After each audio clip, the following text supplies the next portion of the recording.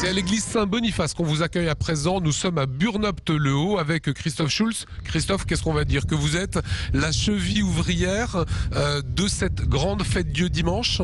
Il paraît, oui, effectivement, que je fais partie de cette association qui compte quelques 120 membres bénévoles qui sont le noyau dur de cette association et qui, le matin de la fête Dieu, le 26 juin prochain, seront quelques 250 à prêter main forte pour le montage. Alors Christophe, celles et ceux qui ne seraient pas de confession chrétienne, qui ne savent pas ce qu'est la fête Dieu, comment vous pouvez l'expliquer?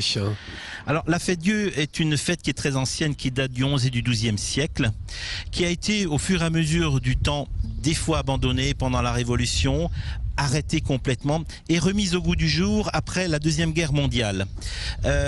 Cette fête, si vous voulez, elle symbolise, c'est la fête du corps et du sang du Christ. C'est réellement le symbole de l'Eucharistie, le symbole central de la foi chrétienne, le symbole central de la messe également.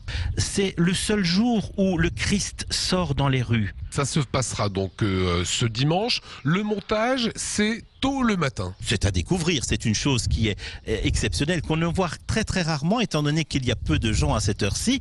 La grosse partie se réalise à partir de 4h30, 5h du matin, où les rues du village sont fermées à la circulation et au stationnement.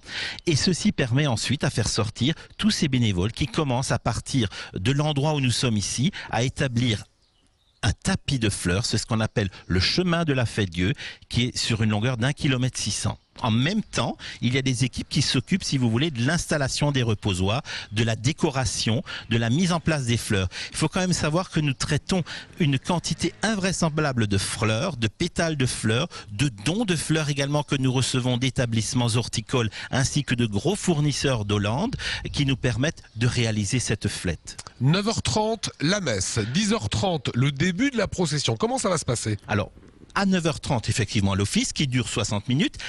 À 10h30, la sortie en procession, au son des grandes orgues, au son des cloches. Nous sortons en procession avec quelques 1000 à 1500 personnes qui suivront cette procession à travers les rues du village, ponctuées de ces 4 reposoirs où nous nous arrêterons à chaque fois entre 8 et 10 minutes.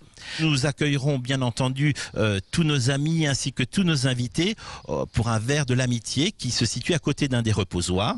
Les autres pèlerins d'un jour iront au foyer où ils pourront se restaurer au déjeuner de la fête Dieu, où il est encore possible de s'inscrire. Il reste encore quelques places. Dernier point Christophe, c'est la plus importante fête Dieu alsacienne? C'est une des plus importantes effectivement.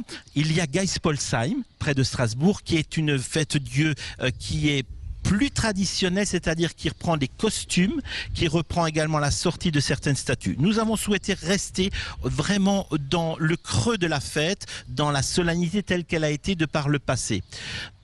C'est une fête importante, oui, parce qu'elle rassemble quand même dans cette journée quelques 2, 3, 4 000 pèlerins d'un jour. Voilà, à ne pas manquer, ça sera ce dimanche. Merci.